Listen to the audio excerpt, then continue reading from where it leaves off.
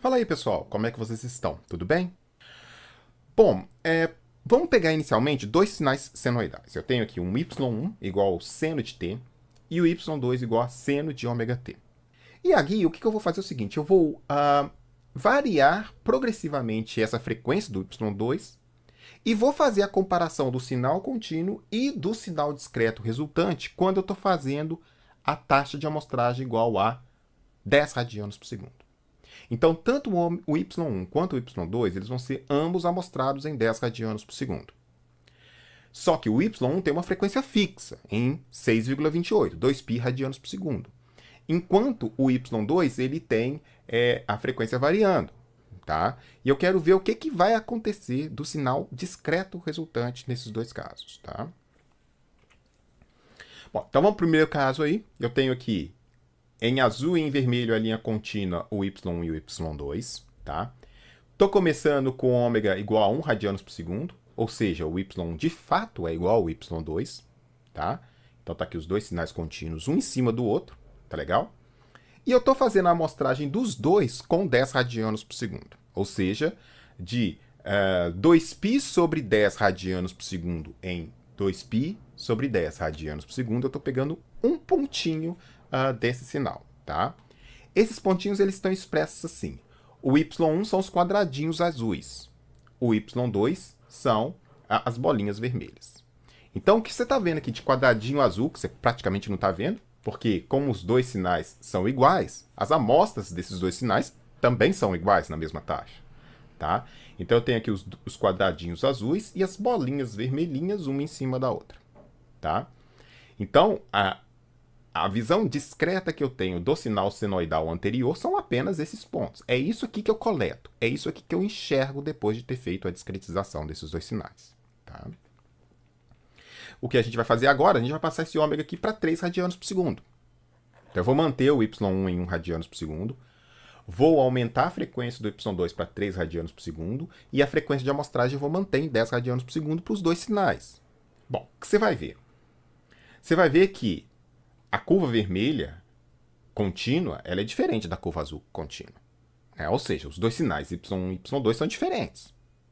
Quando eu aplico a frequência de amostragem de 10 radianos por segundo, o que vai acontecer? Eu vou pegar sempre os sinais no mesmo ponto em que eles estão ocorrendo. Então, por exemplo, na curva azul eu pego este ponto, porque é exatamente este ponto aqui que dá 2π sobre 10 segundos, que é o primeiro tempo de coleta de amostra. Isso aqui também vai acontecer no vermelho. Só que vai acontecer no vermelho em outro ponto. Vai acontecer aqui em cima. No próximo instante de coleta, eu vou pegar no azul esse quadradinho. E no vermelho eu vou pegar esse aqui de baixo. Próximo instante, eu vou pegar no vermelho esse aqui de baixo. E lá no azulzinho eu vou pegar esse quadradinho aqui. E assim sucessivamente. Bom, obviamente, como o azul e o vermelho são diferentes, neste caso, a gente vai ter que as amostras que eu tenho do vermelho são diferentes das amostras que eu tenho do azul. Ok? Então, nesse caso aqui, com o azul em 3 radianos por segundo e a frequência de amostragem em 10 radianos por segundo, eu vou ter amostras distintas entre o sinal discreto y2 e o sinal discreto y1. Próximo passo, eu vou aumentar isso para 5 radianos por segundo, o y2. Quando eu coloco isso em 5 radianos por segundo, acontece uma coisa interessante. O y1 eu continuo tendo lá sempre aquelas 10 amostras, eu não estou mexendo no y1. O y2 eu aumentei para 5 radianos por segundo, que se você observar é metade da frequência de amostragem, de 10 radianos por segundo. Se você der uma olhada aqui nos pontos que eu tenho a curva vermelha, que é uma curva senoidal de 5 radianos por segundo. E eu tenho os pontinhos, as bolinhas vermelhas, que são as amostras desse y2 coletadas em 10 radianos por segundo. O que você observa é que as bolinhas vermelhas, que são as amostras do sinal contínuo original, todas ocorrem em zero. Ou seja, se eu entregar para você apenas esses pontos aqui, que são as amostras do sinal contínuo y2, você não consegue sequer falar que esse sinal é oscilatório. Note que a gente tem aqui uma relação entre 5 radianos e 10 radianos por segundo. 2 vezes. O que a gente vai fazer agora? Eu vou aumentar isso aqui para 7 radianos por segundo. Quando eu aumento para 7 radianos por segundo, o que acontece? Bom, eu começo a ver outros pontos de volta aparecendo aqui no vermelhinho. Eles não estão agora todos em cima do zero, aparecem outros, tá? Nos mesmos instantes de tempo em que ocorrem os pontos da curva azul, tá? Só que esses pontos aqui, se você observar esse, eles têm uma característica muito próxima, muito parecida com os de 3 radianos por segundo, exceto de uma defasagem de 180 graus. Para ver isso, olha só, eu estou aqui com 7 radianos por segundo. Observe que eu tenho 2 pontos aqui muito próximos do menos 1 e 2 pontos aqui bem próximos do 0,6 em 2 períodos dessa onda aqui, tá? Vamos lá na curva de 3 radianos por segundo. Eu tenho 2 pontos muito próximos de 1, 180 graus depois eles vão estar em menos 1, e 2 pontos muito próximos do menos 0,6. 180 graus depois eles vão estar muito próximo do 0,6. Tá? Então, os pontos que eu enxergo no sinal de 3 radianos por segundo, quando eu tenho a frequência de amostragem de 10 radianos por segundo, são os mesmos que eu tenho quando eu tenho a frequência do sinal de 7 radianos por segundo e a mesma frequência de amostragem, de 7 radianos por segundo. Ou seja, se eu pegar a frequência de amostragem de 10 radianos por segundo, passar por um sinal de 3 radianos por segundo e por um sinal de 7 radianos por segundo e te entregar os pontos, você não sabe me dizer se esses pontos vêm do sinal de 3 radianos por segundo ou de 7 radianos por segundo, porque os pontos são os mesmos. O que a gente vai fazer agora é aumentar isso aqui para 9 radianos por segundo. Quando a gente aumenta isso aqui para 9 radianos por segundo, você vai observar o seguinte, olha só, eu tenho um ponto aqui, um ponto aqui, um ponto aqui, um ponto aqui, outro aqui, outro aqui. Tá dando para ver que esses pontos estão simétricos em relação aos pontos de 1 radianos por segundo, que é o y1? Então, a menos de uma defasagem de 180 graus, que a gente pode ver por aqui também, note assim, ó, eu tenho esse no vermelho, esse. No azul, 180 graus depois, eu tenho os mesmos pontos, esse. Então, se eu te entregar os pontos da senoide de 9 radianos por segundo amostrado a 10 radianos por segundo, e os pontos da senoide de 1 radianos por segundo amostradas por 10 radianos por segundo, você não consegue me falar se esses pontos vêm do sinal senoidal de 1 radianos por segundo ou de 10 radianos por segundo. Tá? E se eu fizer isso novamente, essa frequência do vermelhinho, né, do y2 ser exatamente 10 radianos por segundo, eu volto naquela situação dos 5 radianos por segundo, ou seja, todos os pontos aparecem na origem. Todos os pontos aparecem iguais a zero, e aí eu não consigo nem saber se esse sinal original era oscilatório periódico ou não. Então, diferentemente do sinal contínuo, que para várias frequências diferentes você vai ter vários sinais diferentes, para o sinal discreto isso não ocorre. Existe uma frequência máxima para a qual você consegue identificar o sinal discreto unicamente pelas suas amostras, dizendo assim: essas amostras se referem a um sinal contínuo que foi amostrado nessa faixa de frequência. A partir de uma dada frequência desse sinal contínuo, para a mesma frequência de amostragem, você já não consegue mais enxergar isso. Tá?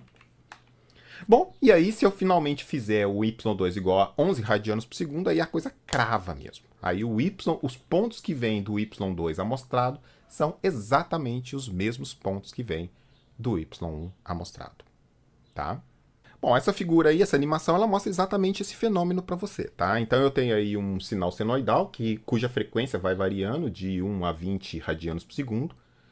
E para cada frequência você vê um sinal distinto. Dá para ver que os sinais são diferentes, tá? E eles vão ser indefinidamente diferentes, tantas quais as frequências que você escolha, tá? Você pode escolher 200 radianos por segundo, o sinal vai ser diferente do 1 radianos por segundo, tá? Então essa é uma característica dos sinais contínuos. Os sinais eles são distintos para frequências distintas, sempre são distintos. Você consegue dizer exatamente qual que é a frequência do sinal olhando simplesmente um trecho desse sinal. Já para os sinais discretos isso não ocorre. Eu tenho aí um sinal senoidal discreto, tá? Eu estou variando aqui a frequência f, né? Aqui está 8 Hz, eu multiplico por 2π, então 2πf radianos por segundo. K é um instante de tempo discreto, tá? Então aqui eu tenho 0, 1, 2, 3 até 20 pontos, tá? E aqui eu tenho o tempo de amostragem, ou seja, o tempo entre uma amostra e outra. Aí está de 0,1 em 0,1 segundos. Bom, se você observar, na medida que a frequência está aumentando, o sinal está se repetindo. Vai ter um momento em que ele vai começar a repetir. Olha lá, 5 Hz zerou, depois ele começa a repetir até chegar em 10 Hz. Aí ele começa a se repetir os pontos. Eles começam a se repetir até chegar em 15, eles começam a se repetir até chegar em 20 e assim sucessivamente. Ou seja, para esse sinal, ou para essa taxa de amostragem, o que a gente está vendo é que é a mesma senoide do caso anterior, é a mesma senoide contínua do caso anterior, vem das mesmas senoides. Só que eu só consigo identificar a senoide original pelos pontos discretos que eu tenho para essa dada frequência de amostragem aí sendo 10 Hz, no caso, né, o tempo de amostragem é 0,1. Então, eu só consigo enxergar senoides que têm frequência no máximo, ou melhor, menor que 5 Hz. Quaisquer senoides que tenham frequências acima de 5 Hz vão gerar para mim os mesmos pontos que eu tenho dentro desse intervalo de frequência entre 0 e 5 Hz. Menor. Menor ou igual a 0, ou melhor, menor que 0, menor que 5 Hz. Tá? Porque no 5 Hz, os sinais zero. Tá? Os pontos zero. Os pontos ficam uma reta, um platô. E isso foi mostrado por dois caras, né, Shannon e Nyquist, né, dando origem ao teorema da amostragem de Shannon. Tá? Então, seja um sinal contínuo R de T, com banda máxima ômega, então a banda máxima desse sinal é o ômega, tá? Eu tenho frequências dentro dessa região. Esse sinal é unicamente determinado por suas amostras discretas. Se o ômega, ou seja, essa frequência máxima do sinal que eu tenho, né, do espectro do sinal, ele é menor que ômega S sobre 2. Tá? O que isso está querendo dizer é que quando eu tenho o espectro de frequência desse sinal aqui contínuo, quando eu amostro ele, esse espectro se repete na frequência de ômega S em ômega S. E por isso eu só consigo ver a mesma. Se eu pegar, por exemplo, aqui a frequência um pouquinho acima de ômega S sobre 2, eu já estou enxergando uma informação que já existia no primeiro trecho. Tá? Então, para definir unicamente esse sinal por suas amostras, eu preciso ter que a frequência máxima da banda desse sinal seja menor que ômega S sobre 2. Se a gente ferir esse teorema, a gente vai ter um problema. E este problema vai ser o problema que a gente conhece como aliasing ou falseamento. Se a gente faz com que a frequência de amostragem seja menor que essa máxima frequência aqui, como a amostragem vai fazer com que esse espectro se repita de ômega S em ômega S, o que vai acontecer é que essas bandas contíguas aqui, elas começam a se sobrepor. Começa a haver uma sobreposição, começa a haver um sombreamento entre essas frequências contíguas. E isso gera distorção no sinal. Tá? Então, para expressar esse sinal com essa banda de frequência unicamente por as suas amostras, ou seja, pegar as amostras e falar assim, esse vem do sinal que tem essa característica na frequência, eu preciso garantir que essa frequência máxima que seja menor que ômega S sobre 2. Senão essas bandas começam a se sobrepor e isso gera distorção no sinal. Para evitar esse problema, a gente usa o que a gente chama de um filtro anti-aliasing. O filtro anti-aliasing é: sabido que a minha frequência ômega S sobre 2 ela é menor do que a banda máxima do sinal, eu vou, antes de amostrar o sinal, usar um filtro para delimitar a banda de frequência desse sinal dentro da faixa de frequência de ômega S sobre 2 até ômega S sobre 2. Isso para exatamente cortar a banda de frequência em que vai haver esse sombreamento. Eu não quero esse sombreamento. Então, para eu cortar isso aqui, porque vai gerar distorção, eu vou colocar um filtro que delimite para mim essa região entre o ômega S sobre 2, menos ômega S sobre 2 e ômega S sobre 2. Tá? Isso vai me permitir aqui, pelo menos essa região entre menos ômega S sobre 2 e o ômega S sobre 2, seja exatamente qualquer dessas casinhas uma cópia perfeita da casinha que está lá nessa primeira faixa. Tá? De novo, eu só consigo expressar matematicamente ou univocamente os pontos para frequências de menos ômega S sobre 2 até ômega S sobre 2, mas pelo menos eu não tenho mais a distorção, o que é muito bom para mim em processamento de sinais. É isso aí, um grande abraço, até a próxima, valeu, fui!